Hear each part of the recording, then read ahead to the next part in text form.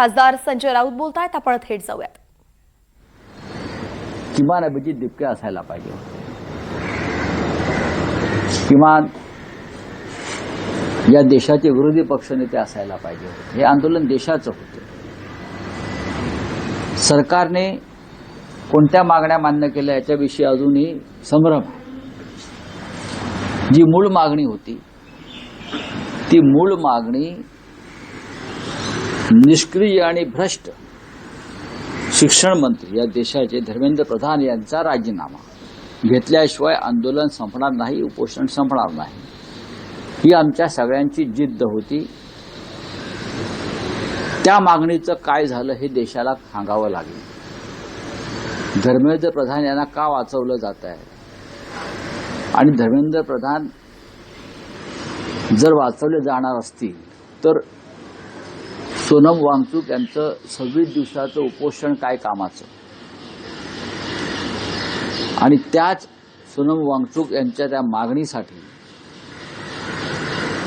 लाखो लोक देशभरात रस्त्यावर उतरले, जंतर मंतरपर्यंत पोहोचले.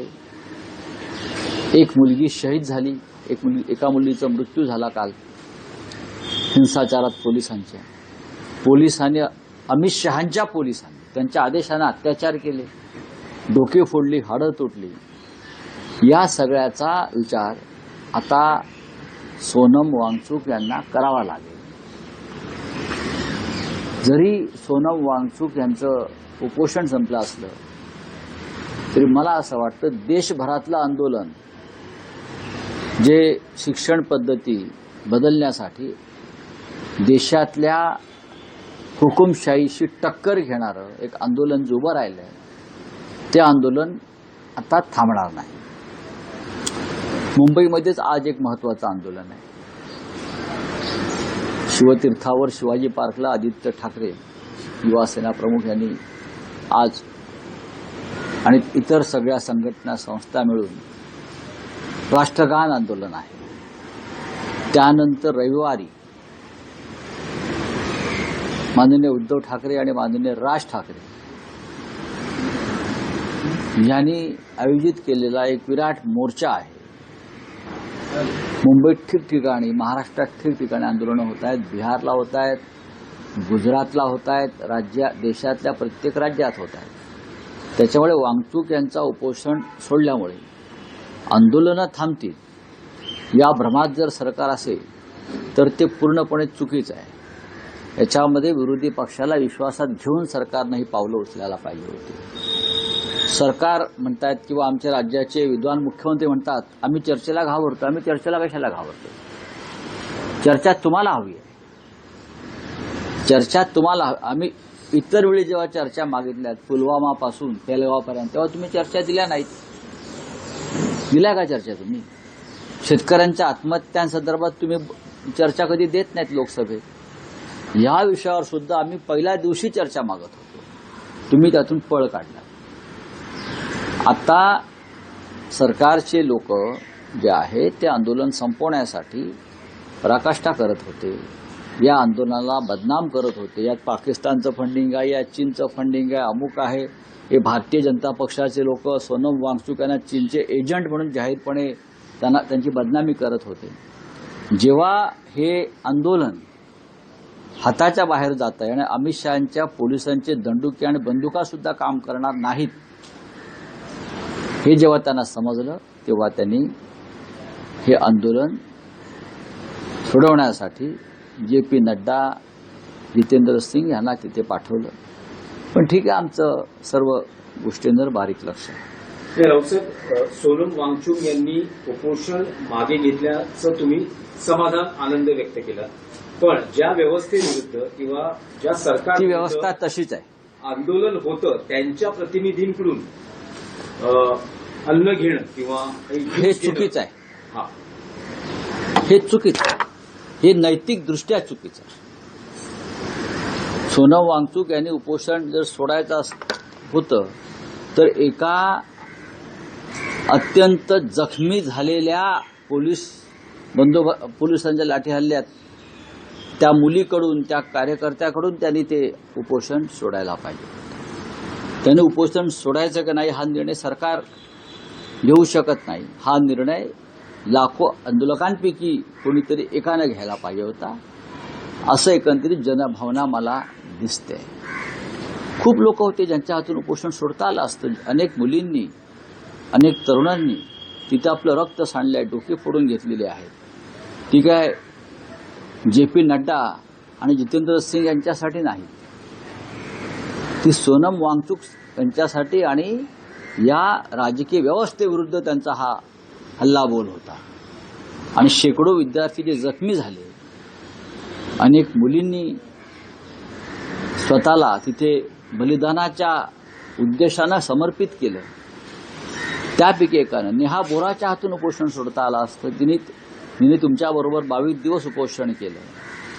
कारण ज्या मुलींच्या छातीवर पोलिसांनी लाठ्या मारल्या, मुली म्हणतो मी, लाठ्या मारल्या, त्यांच्या वस्त्रांना हात घातला, अशा अनेक मुलींनी त्याग केला. त्यांच्यापैकी एकाला घेऊन हे उपोषण सोडता आलं असतं.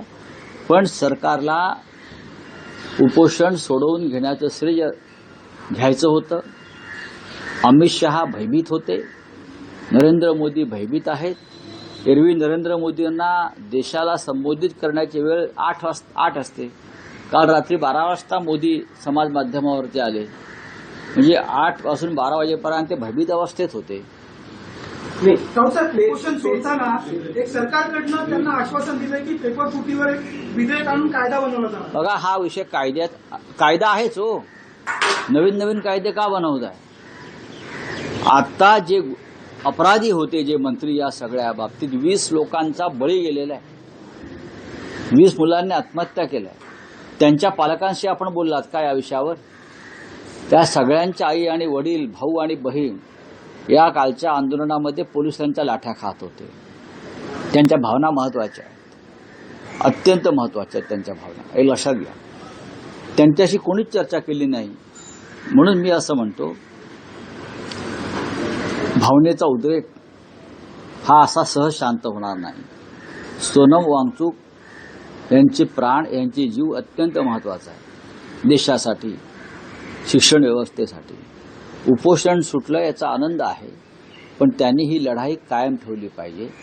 आम्ही सगळे त्यांच्याबरोबर आहोत. भारतीय जनता पक्ष या आंदोलनात सहभागी होणार नाही. त्यांनी हे आंदोलन बदनाम करण्याचा प्रयत्न केला. त्यांनी वांगचुक यांना बदनाम करण्याचा प्रयत्न केला. त्यांना वांगचुक यांना परदेशी एजंट ठरवलं, आणि ते एजंट ठरवण्यामागे या 2 मंत्र्यांच्या हातून त्यांनी उपोषण सोडलं, ते सुद्धा आहे. नाही राऊतसाहेब, तेच उपोषण मागे सोडण्यातला आणखी एक मुद्दा असा आहे की त्यांनी मध्यरात्री हॉस्पिटलमध्ये सरकारच्या प्रतिनिधींकडून, जे प्रतिनिधी त्यांच्याशी चर्चा करत होते, त्यांच्याकडून अन्न घेतलं आणि उपोषण मागे घेतलं. तुमचं असं म्हणणं आहे का की आंदोलनाच्या व्यासपीठावर जिथे उपोषण सुरू झालं होतं तिथेच आंदोलकांच्या समक्ष हे उपोषण आंदोलन जर मागे घेतलं असतं सोनम वांगचुक यांनी, तर आणखी बरं झालं असतं? नाही, एक लक्षात घ्या, जंतर मंतरला ज्या मंचावरून वांगचुक यांना फरफडीत नेलं, ज्या सरकारनं आंदोलनाची अप्रतिष्ठा करून, बेआबरू करून आंदोलन चिरडून टाकण्यासाठी 20व्या दिवशी, 21व्या दिवशी क्रूश झालेले वांगचुक यांच्याभोवती पांढरी चादर उभी करून भिंतीसारखी त्यांना अक्षरशः स्ट्रेचरवरून सुद्धा नेलं नाही, त्यांना फरफटत नेलं. त्या सरकारला हे दाखवायला पाहिजे होतं आम्ही सगळ्यांनी की त्याच जागेवरती आम्ही जाऊ आणि आम्ही उपोषण सोडू. कारण हे आंदोलन देशाचं, हे आंदोलन एका व्यक्तीचं नाही. एकटी व्यक्ती जेव्हा उपोषण करते, आंदोलन करते, तेव्हा त्याला काय अर्थ नसतो. असे रोज अनेक लोक बसतात उपोषणाला. पण जेव्हा त्या आंदोलनासाठी लाखो लोक रस्त्यावर उतरतात, तेव्हा ते आंदोलन देशाचं आंदोलन होतं, लक्षात घ्या.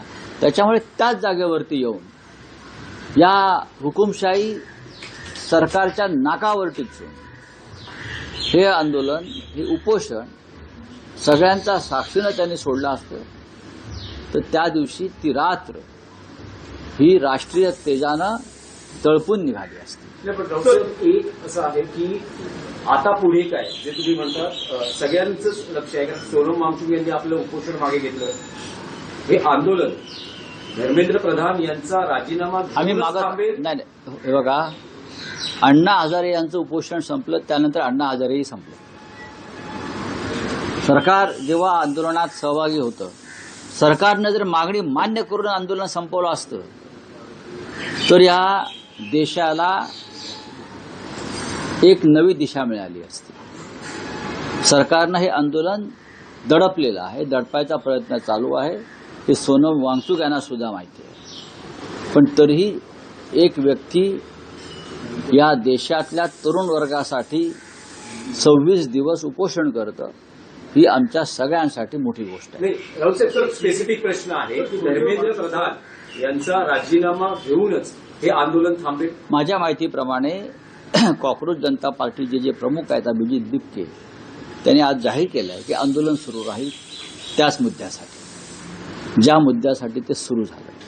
सोनम वांगचुक हे सुद्धा त्या आंदोलनात सहभागी होतील अशी माझी अपेक्षा आहे. पण विरोधक पंतप्रधानांचा जो आज व्हिडिओ आहे ते म्हणतात की आम्ही पुढच्या आठवड्यात कसला काय? कायदा आणतो आहोत, विधेयक आणतो आहोत. आता विरोधी पक्षाची या देशामध्ये पक्षांतर बंदी कायदा आहे, म्हणून पक्षांतर याने थांबवलीत का?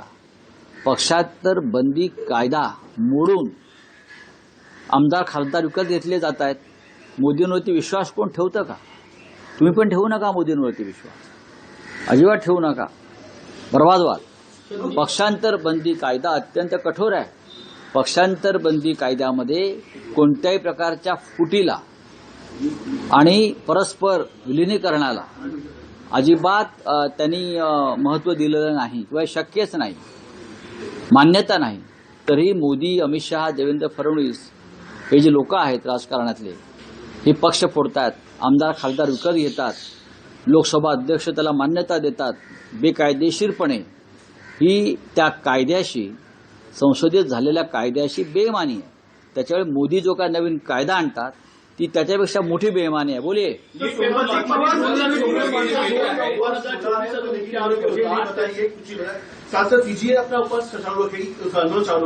बात ऐसी है, सोनम वांगचुक जी 26 दिन से अनशन पर बैठे थे.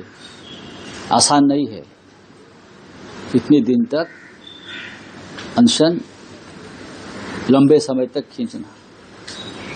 उनकी तबीयत, उनका जीवन देश के लिए बहुत महत्वपूर्ण है, क्योंकि बहुत बड़ा सामाजिक कार्य, शिक्षा में और भी कामों में उनका योगदान रहा है. लेकिन जो अनशन छोड़ दिया है, जिनको हाथों से सरकार के जो नुमाइंदे आए थे, 2 मंत्री, वो चिंता के विषय है. जिस सरकार ने युवाओं पर, छोटी छोटी बच्चे जो वांगचुक जी के लिए आए थे वहां लाखों की संख्या ने, कुचल दिया उनका आंदोलन, लाठी से मार दिया, गोलियां चलाई, छर्रे वाली बंदूकें चलाई, हाँ, हड्डियां तोड़ दी, सर तोड़ दिए, खून बहता था सबके मुंह से और शरीर से. तो जंतर मंतर में से जिस तरह से वांगचुक को उठाया, जबरदस्ती से स्ट्रेचर तक नहीं लाया, दिल्ली के पुलिस, अमित शाह के पुलिस उनको खींच कर लेके गए.